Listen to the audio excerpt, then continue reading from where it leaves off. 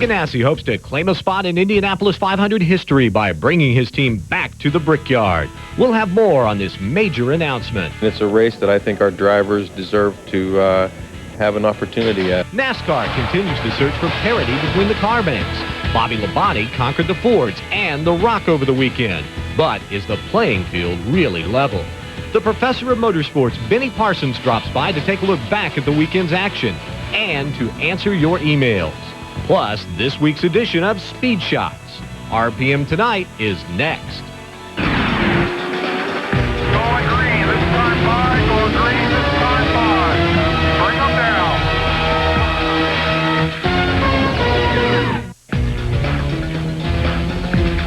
Hello, everyone. I'm John Kernan. Thanks for tuning in to RPM Tonight. Late last year, when CART announced that it would leave the Indianapolis 500 dates open on its schedule, hope arose that the CART IRL split might be nearing an end. Well, that doesn't appear as if it'll happen anytime soon, although Marlo Klain says CART's top team over the last 4 years has decided not to follow the pack and to enter this year's 500. Just a few months ago, it was expected that most of the CART teams were going to return to the Indy 500 this May. After several conversations among teams, sponsors, and engine manufacturers, only Chip Ganassi's team will make its way back to the Speedway after a 5-year absence. It's an open wheel race, and it's a race that I think our drivers deserve to have an opportunity at, especially, you know, Jimmy with his experience here. The last lap he was here, he was leading, and he ended up in the fence, I think up in turn 4. And, you know, to have a young driver like Juan, I mean, what I think his career would be, would have a hole in it if someone with his talent was not able to exploit those talents at a place like Indianapolis. 5 years gone by, it's really amazing. You know, I would have never even thought that 1 year was going to be a deal, but now 5, and it's gone by, and so many things have happened, and it's really a pleasant surprise to be standing here talking about coming back and racing with new cars. And the cars are nice. I saw them in the shop, and we're really excited about it. Yeah, I watched it a couple of times before. I think it's a lot of fun. You know, Roberto Guerrero raced here before, and he had it close a couple of times. He never made it, so maybe I can make it. It's going to be tough on them, as this is an Indy-only effort, and it's sort of, you know, 2 concurrent programs that they're balancing, and you know, if any organization can pull that off, I'm sure it's this one. As the only CART team expected to participate with its drivers, a great deal of pressure has been placed on Jimmy Vasser and Juan Montoya. Not only are they carrying the CART flag, but also they return as the defending 4-time CART champions. I don't think we feel any more or less pressure, and I don't consider ourselves carrying anybody's flag here. The flag we're carrying in the Indianapolis 500 in this year will be for Target, obviously, and for Budweiser. And I think any other flags than that, I don't know about right now. Just the fact that, for me, that I'm back racing and is a huge positive and a great victory for me. So, you know, you can't win the Indy 500 if you're not in the field, and it's hopefully this is the beginning of more opportunities for me to do that. One name rumored to drive for Ganassi during May is former team member Alex Zanardi. Ganassi says he has had a conversation with the 2-time CART champion, but at this point, he does not figure into their Indy 500 plans. In Indianapolis, Marlo Klain, ESPN. Thanks, Marlo. Love to see Alex at the Brickyard, wouldn't you? Well, Jimmy Vasser has made 4 starts in the Indianapolis 500. He started 9th in his last race there in 1995, his best career start in the race. And the year before that, he posted his best career finish of 4th place. Jimmy has also led a total of 20 laps at the Speedway. Just 1 week after the season opening snoozer at the giant Daytona International Speedway, NASCAR's Winston Cup Series tackled the 1-mile track at Rockingham, North Carolina on Sunday. Afterwards, officials loaded up Bobby Labonte's winning Pontiac, Dale Earnhardt's 2nd-place Chevy, and Dale Jarrett's 5th-place Ford for a trip to Georgia for some more wind tunnel testing. NASCAR continues to search for a level playing field, but Matt Yoakum says that at times it was there at the Rock. Rockingham was supposed to be the first true test for Chevy's new Monte Carlo and Ford's Taurus. What emerged was a race that saw a number of cars battle near the front, only to see the race finish with 4 cars on the lead lap. All 3 makes showed off their downforce prowess and led laps, but Sunday will be remembered more for decent racing, squandered chances, and disappointing finishes. We just kept having those problems in the pits again, and it's our guys know it. There's no use elaborating on it right now. We really thought when we had the huge problems and lost the 500 Daytona because of it that we could fix it here. and it didn't get fixed again. I don't know if we broke a rocker arm or broke a valve or what we did, but we were on 7 or 6 cylinders there for the last 100 laps or so.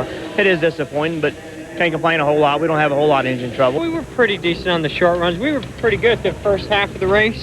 There that second half, we just got real loose. Didn't have the drive off that we needed to really hang with those guys. And I thought we were going to be in pretty good shape, so I was trying to take care of the tires, but it never came in for me. That's why I ran away from me so bad there at first. I just had to bide my time, and it just real skatey and pushy. And then after his tires started going off, I could run him a little bit, but too little, too late. I thought it was evident that all the makes could run up front.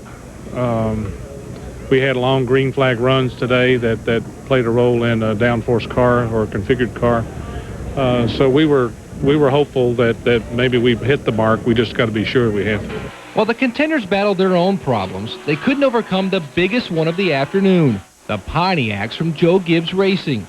Gibbs' 1-2 punch continued to bruise the competition, winning his 4th race in the last 5. Tony Stewart scored his 13th career top 5 finish, while Bobby Labonte scored his 13th career victory and 1st at the Rock. Never run that good here a lot, and then the past 2 races, probably last year, both races, hit upon the combination was got better, finished 3rd both races last year, and today we didn't have it easy. It was a long, hard day, and fought off some great competitors there at the end. They had cars really better than I was in the long run, but thank goodness I had enough short run on them. I think one car runs good, there's no reason we shouldn't be running good. So I think it helps us. It elevates both teams. Me and Jimmy talk a lot. Shot guys, Ronnie and Brian, they talk a lot, and it's really strengthened our program.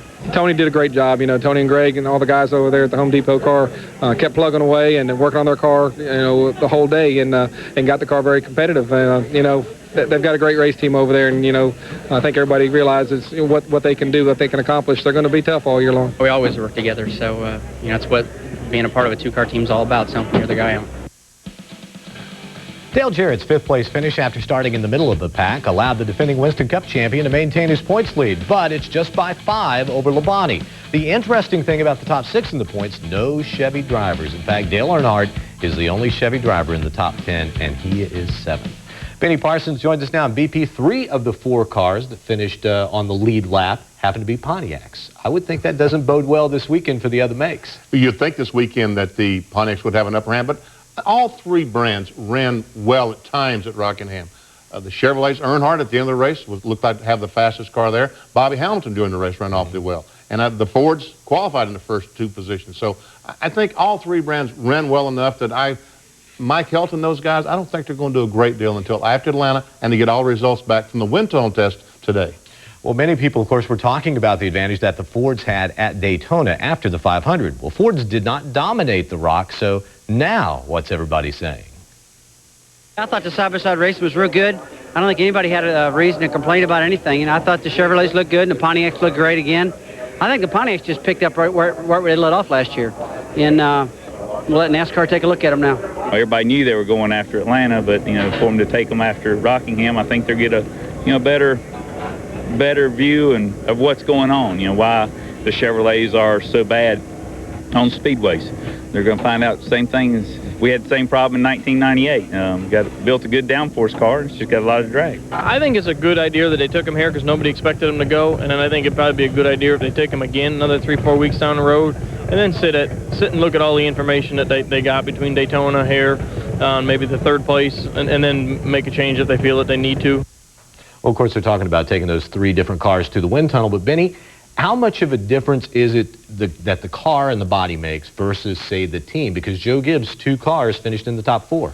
John, I think that we, the media, are guilty of making this a car thing. Does a Chevrolet, does a Ford, does a Pontiac have an advantage? It's something we got to write about and talk about all the time. I don't think we give enough credit to the teams. I mean, Joe Gibbs' team, Bobby Labonte and Jimmy Maycar and their entire team did a terrific job yesterday. A fantastic job. We should give them credit for the job. Dale Jarrett and his guys did a fantastic job in Daytona, and they probably didn't get enough credit. Everyone said because he had a Ford, he was supposed to win. Well, he'd be some other Fords as well. Now, what about NASCAR, though? They want that level playing field. Do we see some changes on the horizon, you think? If there is an advantage, if the wind tunnel tests tell them there is an advantage for one particular brand, yes, there will be some changes because NASCAR wants this level playing field. And I think the competitors do as well, John. When they show up at Las Vegas or Atlanta, they want to know that a Chevrolet, Ford, or Pontiac, whichever brand they've got, all they got to do is get their car right and they can win. But they don't have a disadvantage because they're driving a particular brand. Now, you mentioned teamwork, and pit stop's a big part of the teamwork. We've seen some mistakes from some of the teams that you don't normally expect that from the first two races. What's going on? I mean, Jimmy Makar, after Daytona, they said we were just simply embarrassed at Daytona. You know, they had 2 tires that Tony Stewart hit. They had a tire go across pit road, and that's a team that one of the best pit crews on pit road. And then Rusty Wallace and Jeff Gordon, for years, their pit crews have been the thing that kept them up front. And the first 2 races, both their pit crews have had some problems. But they're new crews, John. And they can practice in the garage all they want to. They can make those 16-second pit stops. But I'm telling you, when you're out there and those cars are zooming by and you hear all that noise and you've got to do it in 16 seconds, it becomes very difficult for a new guy. What about Dale Earnhardt? He was catching Bobby Labonte at the end of that race, and he just looks like he's in great form. That whole team looks like it might be ready to make a run for the championship. He really did, John. I was really, really impressed with Dale Earnhardt at Rockingham yesterday. You know, I think we have a tendency to write, I do anyway, to write Earnhardt off at Rockingham. Well, he's not going to win there. But I'm telling you, he had a chance to win yesterday. And can he win that 8th championship? A lot of folks are asking. I'm not going to write him off because if he keeps running the way he did yesterday, he certainly has an opportunity to do that. All right, well, Benny, stick around. We'll talk trucks and bush cars and email a little bit later on. Coming up on RPM tonight, you can feel the need for speed shots. And when we come back, there's no stopping Andy Houston this time around.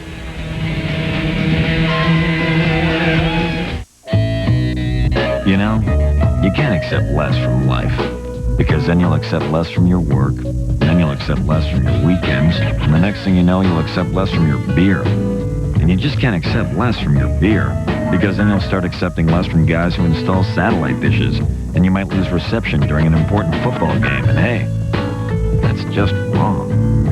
Ice brewed so there's never any watered-down taste. Ice House. Enjoy.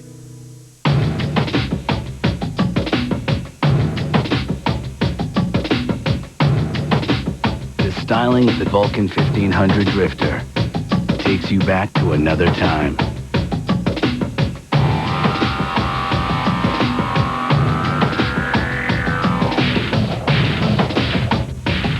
The engineering, make sure you don't get stuck there.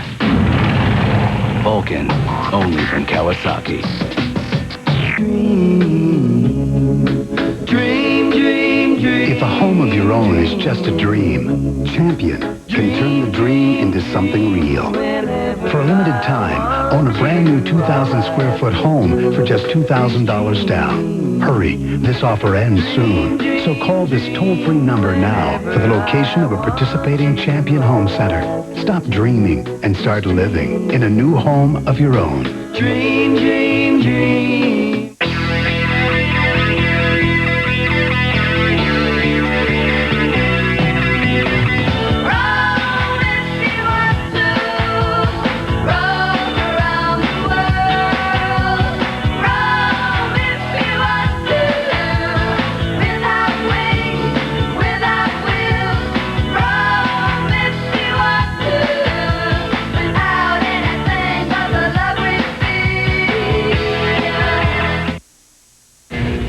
RPM Tonight is brought to you by TGI Fridays, home of the Jack Daniels Grill, and by Ice House, ice brewed for that never watered down taste. Andy Houston's team gambled with some late pit strategy Saturday at Homestead and came away with the win. It marked Houston's second career trip to victory lane, but just his first win in his last 39 starts.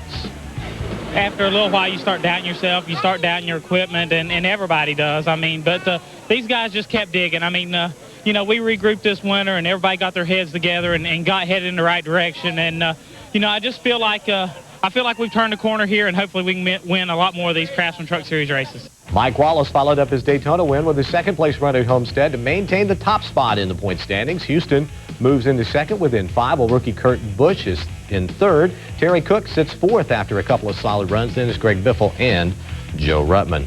Benny Parsons is still with us, and BP, you were at the truck race. How about Andy Houston there at the end of that race? It was really something, and pit strategy got him out front. He and Mike Wallace decided not to pit on the last caution flag with about 15 laps to go. They stayed out. But when they threw that green flag, Andy Houston drove away from Wallace, from Sprague, Rutman, and Biffle, just drove away from them. And the last 10 laps of the race, he ran some of the fastest laps of the day on used tires, probably 10 or 15 laps more used than his competition. He said he went to Homestead thinking only of winning after losing the lead at Daytona the week before on the very last lap. How much did that mental attitude there play? John, I keep telling you and telling you that the mental part of this business is so doggone important, and that was the motivation that Andy Houston needed to drive away from those guys with 10 or 15 laps to go. So he's driving away, but it left a heck of a battle for the second place spot there. Yeah, those four guys, Mike Wallace, Jack Sprague, Biffle, and Rutman, with 3 laps to go, they're all nose to tail. As you go in turn 3, now Biffle is going to try to do it on the outside. He said, I can't get on the inside. Let me see if I can't get a run and run this truck too. Didn't work too well. All he did was lose a position as Rutman drove up beside of him and took over 4th spot. John, at Homestead, it's so doggone difficult to pass. Also difficult to pass at the Rock in North Carolina, and anytime the Busch Series visits Rockingham, just call it the Mark Martin Invitational. He led 152 of 197 laps and beat Jeff Green. This is the same car we won with last fall and the same setup. It's got a 2000 Taurus body on it, but the car worked just the same as it did last fall, and we didn't make a change on it, at all. It just, it went well all week. As you check out the Busch Series point standings after a couple of races, keep in mind that Matt Kenseth and Kenny Wallace aren't running a full schedule this year. That gives the early edge in the championship chase to Jason Keller, but he's just 6 points ahead of the rookie, Jay Sauter. Benny, I know it's really too early in the season to start thinking about points, but how important is it right now for the Busch Series regulars to grab as many points as they can while all those Winston Cup drivers are in there? They need to get those good finishes. You're right, John, because you got to figure that out of the top 10 positions in Las Vegas, more than half of them probably will be NASCAR Winston Cup drivers. So if you can run in the top 5 and get 5 or 6 Winston Cup drivers behind you, then you gain a lot on those guys behind you in the point standings. Now, Kevin Harvick kicked off the season by finishing in the top 5 at Daytona, and then the rookie goes to Rockingham, fails to make the race. That team now, how important is it to them for the rest of their season to focus on the positive at Daytona and not look at Rockingham, their most recent negative? Well, and I said last week that Kevin Harvick is the real deal, and he goes to Rockingham and misses the show. Folks, trust me, he is still the real deal. I think that he will win some races this year, but they're blessed when they have an owner like Richard Childress. John, he's been up and down. He knows the ups and downs of this business. He's the guy that will get them motivated to go to Las Vegas, to Atlanta, and the rest of the season, and forget about Rockingham. Now, this is Mark Martin's last year in the Busch Series, and I know the Busch Series regulars are probably going, I'm glad it's going to be over, but he could make it a really long year for them, couldn't he? Well, I tell you what, this guy is just so good when it comes to these Busch races, and Tony Lambert, the new crew chief for the Winn-Dixie car, is doing a fantastic job. Since he moved in, that team just hasn't skipped a beat. They've just kept on running. And, yeah, Mark might win them all. Now, this weekend, the Busch guys are at Las Vegas on Saturday. The Winston Cup race is on Sunday. You're going to see, like you said, probably the top 5 finishers are going to be Winston Cup regulars in the Busch race. How important is it for those Winston Cup guys to get out there with, some of these new bodies, check things out, a new tire combination out there for Sunday? I think that will help them a great deal. I think what they're going to learn on Saturday is going to help them on Sunday. And regardless of what they say, well, we didn't learn a thing, trust me, they learned something. Again, all these changes that we've had in just the 3rd race of the season, the crew chiefs for those Winston Cup cars will all be on those trucks. They'll be listening to those radios, and the drivers will be telling them on caution flags, here's what we need to do that Winston Cup car, and they'll probably be making changes as that Busch race runs on Saturday afternoon. All right, Benny, we have a bunch of email stacked up for you, so we'll get to that in just a few minutes. When RPM Tonight returns, Speed Shots heats up the weekend's action to a boil. Hey, Indianapolis, Loon Lake Lodge wants you to show us your bass. Just send us a picture of your best catch and you could win big. The first 25 entries receive 2 tickets to the Indy Boat Sport and Travel Show. Second prize includes an Outdoor Life Fleece Vest and a $25 gift certificate to Loon Lake Lodge. First prize is an Outdoor Life Sports Watch and a $50 gift certificate to Loon Lake Lodge. And the grand prize is a weekend getaway for 4 at Wasatch Lake, along with a $100 gift certificate from Loon Lake Lodge. Winners will be decided by random drawing on March 8th. Send your photos to Show Us Your Bass, care of Comcast, 7444 Shadeland Station Way, Indianapolis 46256. The tax sale is on at Racecom Discount Ford. Racecom Ford has one of the state's largest selection of Ford cars, trucks, and luxury vans, with over 500 to choose from. During this sale, lease an all-new 2000 Focus or Sporty ZX2 for $169 per month, or a nicely equipped 2000 Mustang for as low as $199 per month. The tax sale is on, so see us now. Race Coming Discount Ford, just 2 miles south of the Greenwood Park Mall on US 31 South, where we stack them deep and sell them cheap. The website is an extremely valuable asset to us here at ESPN. We utilize it every single day. Yeah, it looks like Lattimore pitch game 1.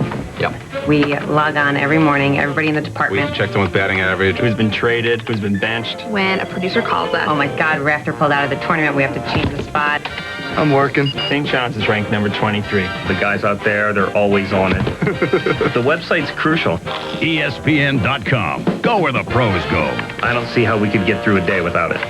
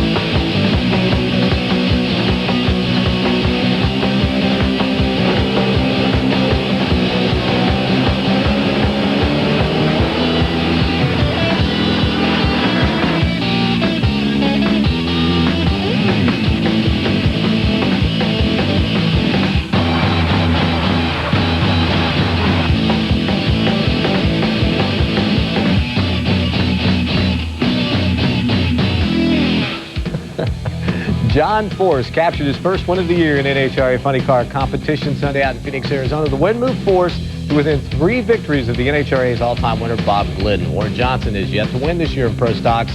He's 3rd on the all-time list with 79. 3 of the top 5 are still actively competing. When we come back, the professor answers the first email questions of the year. Here's a look at how you can get involved in next week's show. I'm always coming up with great new promotions for 7-Up. Like this one. I asked people to send me pictures of their cans. Let's take a look. Oh!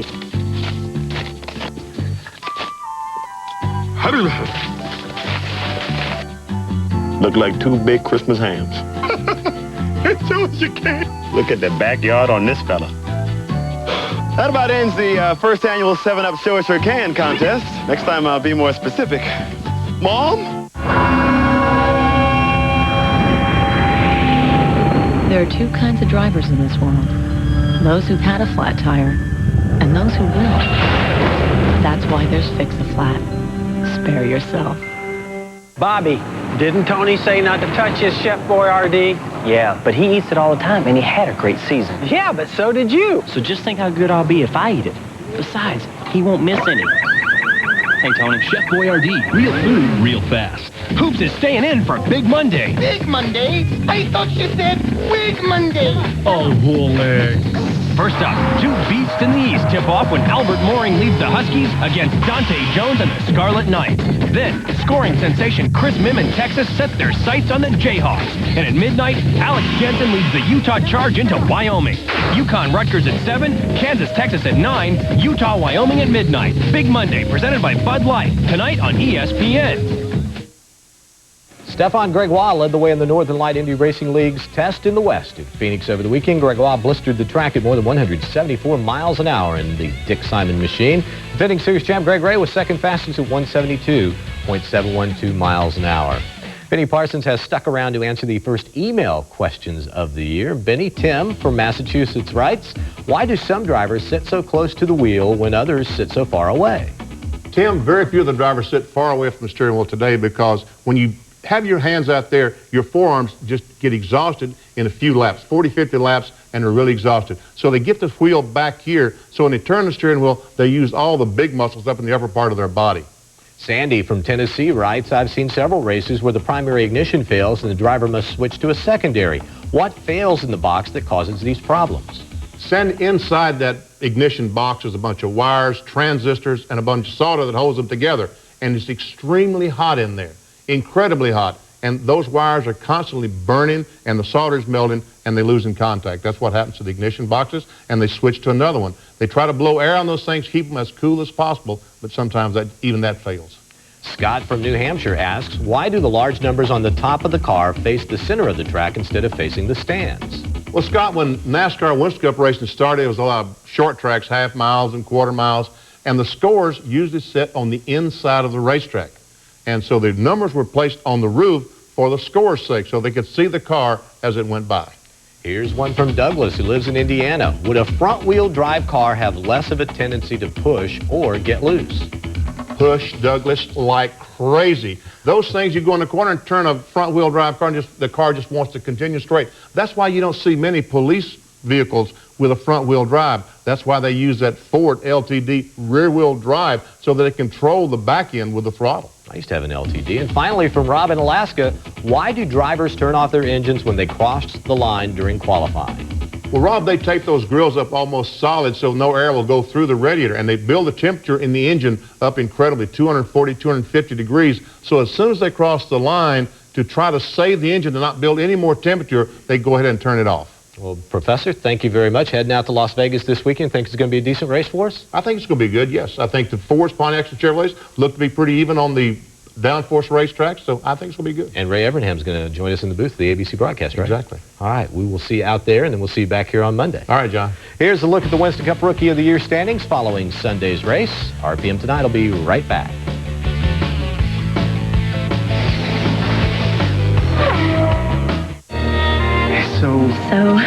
I had fun. I'll call you.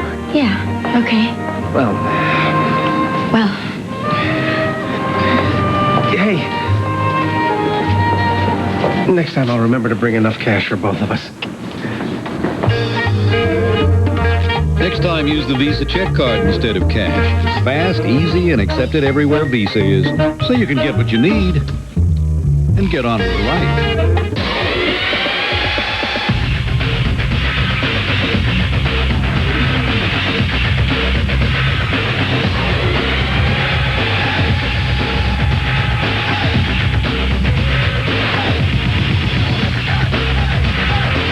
Ever have that dream where you're driving, introducing the next Celica? Go!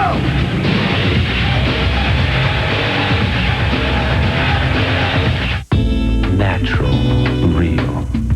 I want to look the way I feel. I'm a Grecian man. Want it quick, hassle-free. A look that really looks like me. Grecian man. A Grecian man, no time for gray. A new generation, a whole new day.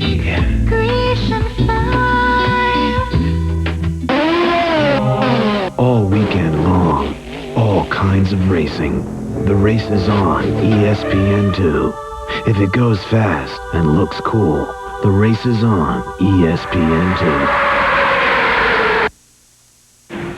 RPM Tonight is brought to you by Grecian 5, a new generation of hair color for a new generation of man. If you forgot about this week's starting time for RPM Tonight and are just tuning in, you can see today's show again at midnight. It also re-airs again at 5:30 and 10:30 Tuesday morning. Also keep in mind, RPM Tonight comes your way each night this week at 6:30 Eastern. Kevin LePage's Roush Racing team started out the season without a primary sponsor, but Northern Light came on board and won race deals for the first two events.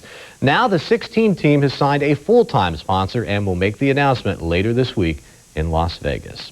On Tuesday's show, Ron Hornaday hopes to make a pit stop here before heading out for what could be a big jackpot weekend in Las Vegas. Dr. Jerry Punch will head out on this week's house call to the Dale Earnhardt Incorporated shops. Plus, Marlo Claim will be here to kick off her preview of the upcoming Kart FedEx Championship Series season. All that and a whole lot more coming your way Tuesday night at 6:30 Eastern. Good night, everybody. RPM.